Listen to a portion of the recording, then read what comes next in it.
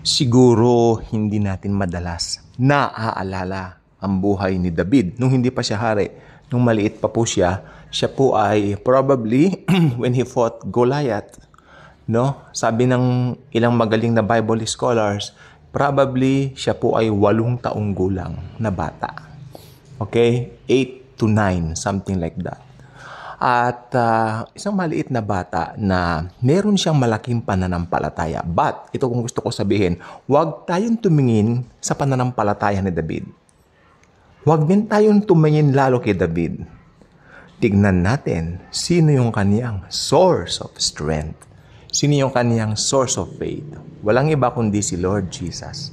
Hindi pa nagkakatawang tao si Jesus, pero siya po ay present doon sa pagbukas ng dagat para makatawid ang mga Israelita. Si Jesus ay present kay Samson ng iguho ni Samson ng templo. Si Jesus ay present nang itapo ng 3 magkakaibigan, Meshach, Shadrach, Abednego, doon sa naglalagablab na pugon, di ba? At present po si Jesus doon po sa pangyayari sa buhay ng mga Old Testament saints tulad ni Esther. Amen. Nandun po si Jesus. Nandun po si Jesus. Siya po ang nagsara ng arko. At isinara ng Panginoon ang arko. Basahin niya sa mga Bibles niyo. Kamay ni Jesus ang pinagsara doon. Okay? Nandoon po si Jesus nang si Moises ay mapulot nung reyna ng Ehipto. Okay? Sa lahat ng mga pangyayari. At higit sa lahat, nandoon si Jesus at siya ang nagsara ng bunganga ng mga leon para hindi lamunin o dakmain man lang si Daniel nang ito'y ihulog ng kanyang mga kaaway. Ano po ang ending noon? Yung mga kaaway, yun po ang inihulog o yun po ang ipinakain ni Haring Cyrus. I think si Cyrus po ba yun o si Nebuchadnezzar? I'm not sure right now. Dahil, syempre, ito po ay bigla ang vlog lang. Ano? Okay, tignan po natin mabuti ha. David was 8 years old. Maliit na bata. Then, itong mga taong ito, takot na takot dito sa isang tao na napakatangkad, napakalaki, higante. Ang pangalan niya, Goliath. Goliath is a giant. At si Goliath ay kinatatakutan. Sino ba naman ang normal ang isip ang hindi matatakot kay Goliath? During that time, lalo na mga Israelita, lalo silang binubuli, lalo silang pinagtatawanan, lalo silang parang hinahamon ba. Alam naman ng mga kaaway na ito na hindi sila lalaban eh. Kaya ang lakas ng kanilang mga loob to start a fight with the Israelites.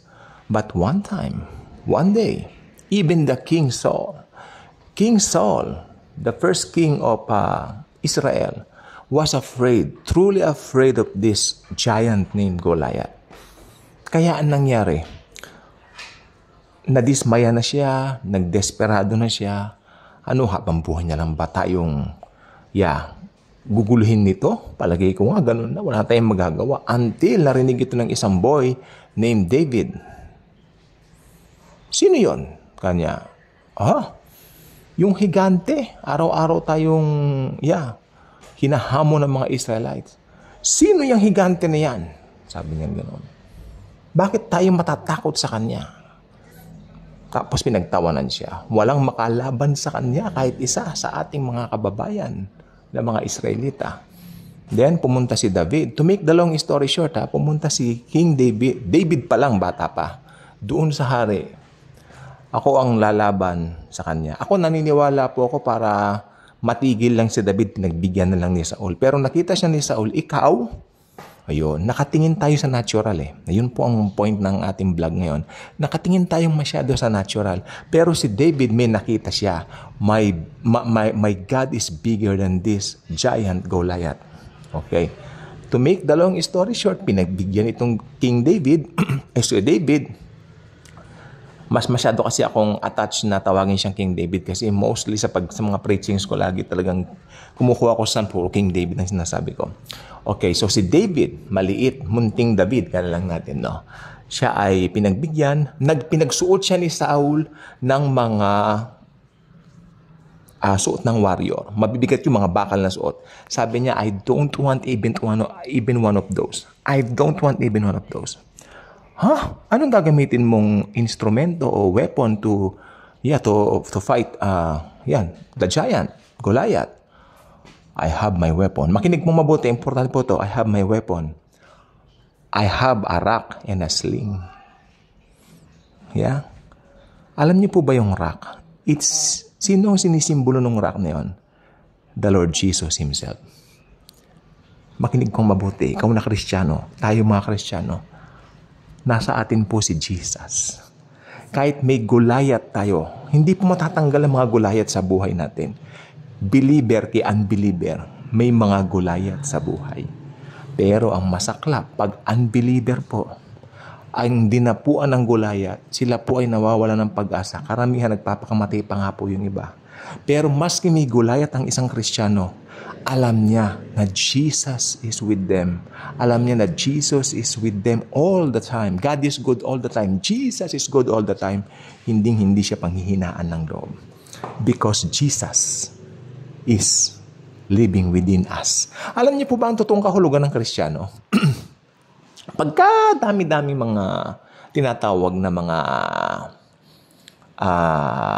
pakahulugan o mga definition ng Kristiyano. Pero isa lang po talaga ang kahulugan ng Kristiyano. Ano? Jesus living in us. Period.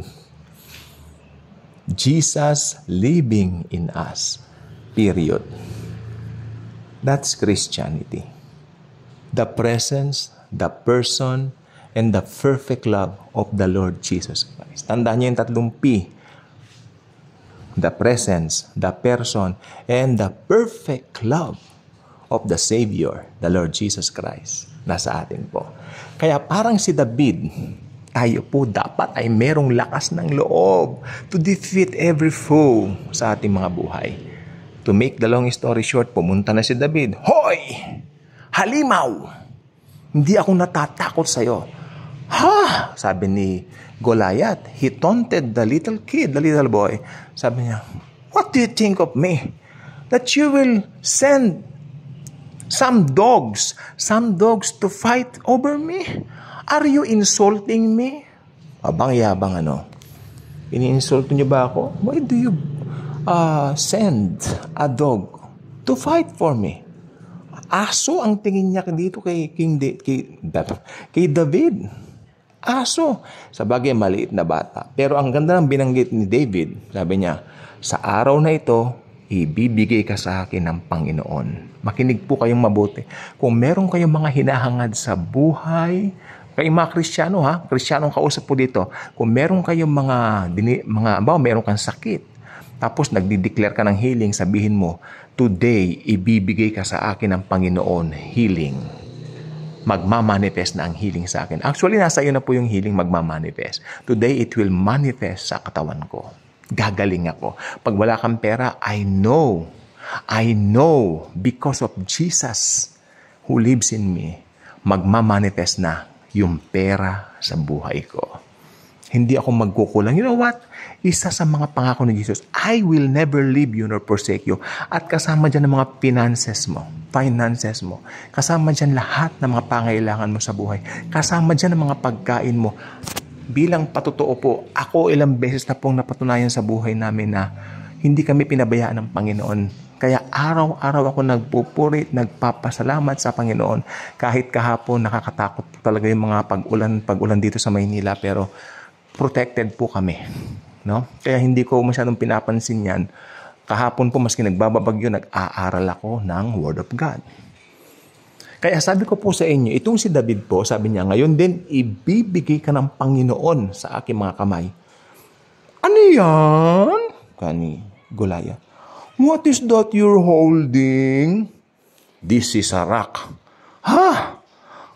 And a sling. Ay, and a sling. Tumatawa ang higante. Bago pa man lumusob ang Goliath sa kanya, kasi lulusubin niya na pinatamaan niya na sa ulo ang giant, ang higante. At ito ay namatay. Makinig pong mabuti. Noong ito po ay namatay at bumagsak, kinuha niya mismo yung sibat nito at pinutol ang ulo ni Goliath. Amen? Pinugutan ng ulo si Goliath. Kaya I believe si Goliath ang model ng mga magpapapugot sa Great Tribulation. Joke, joke, joke. At meron po akong sasabihin na importante sa inyo. Call this doctrina, call this anything, pero iba nga tinatawag foolishness eh. Okay lang. Pero this is the truth. Yung ulo po ni Goliath, pinutol ni David. At ibinaon niya ito sa isang bundok. Kaya yung bundok na yan, named after Goliath. Sa bundok na pinagbaunan nung ulo ni Goliath. Okay? Alam naman natin, pag si Goliath, ano bang sinisimbolo ni Goliath? Ang sinisimbolo ni Goliath ay si Satanas.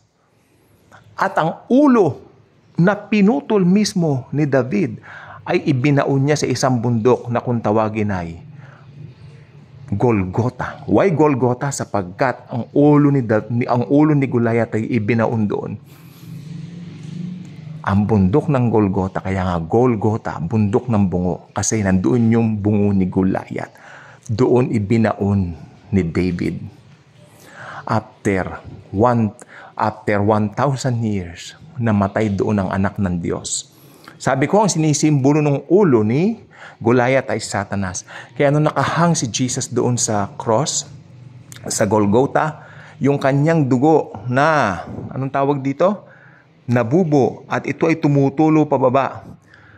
Nasasak. Yung bungo ni Goliath ay natutuluan ng dugo sa ilalim. Sinisimbolo yan yung pagkatalo ni Satanas. At si Satanas ay takot na takot.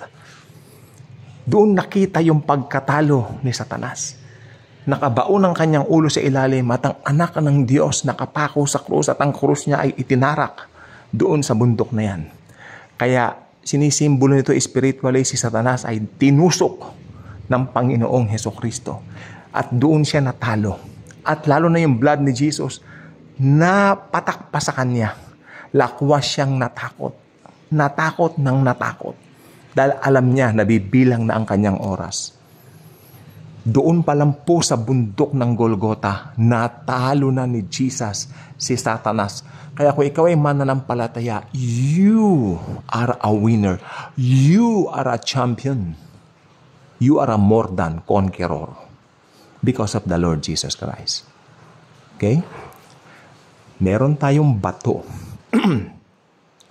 Jesus Christ is the rock of our salvation. Jesus Christ is that rock. Our rock. Kaya may kantang si Kristo ang sandigang hindi magigiba. At ang hindi magigibang sandigan natin ay ang Panginoong Hesukristo. Kaibigan, may pinagdaraanan ka ba? Kahit ano pa man, may solusyon dyan. Pero ang kondisyon lang isa lang. Kailangan kang maniwala na si Jesus, ang anak ng Diyos na namatay sa krus ng Kalbaryo para bayaran lahat ng kasalanan mo. Past, present, future. At kapag ka naniwala ka na binayaran na lahat ng kasalanan mo, you will be called what? Born again. Ang born again po ay hindi isang relihiyon. Ang born again po ay isang buhay na relasyon sa buhay na tagapagligtas, ang Panginoong Hesukristo, the rock of our salvation. So again, wag nating kalilimutan, tulad ni David. Pero sabi ko, wag tayong titingin kay David. Maliit man siyang bata, nanalo siya dahil Sino ba yung nasa likod ng pagkapanalo niya? Walang iba kundi si Jesus, ang anak ng Diyos na sa atin nagmamahal at binigay ang kanyang sarili para po sa atin. Hanggang dito na lang muna po. Bye-bye.